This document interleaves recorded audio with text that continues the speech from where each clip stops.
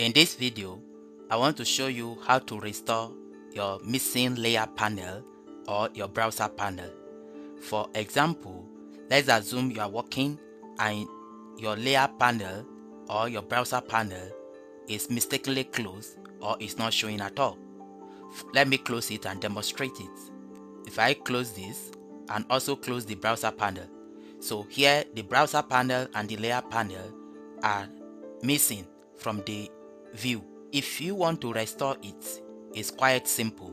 So come to view and come to panels, and here you can see layer panel. So if I check it, you can see that my layer panel has been restored.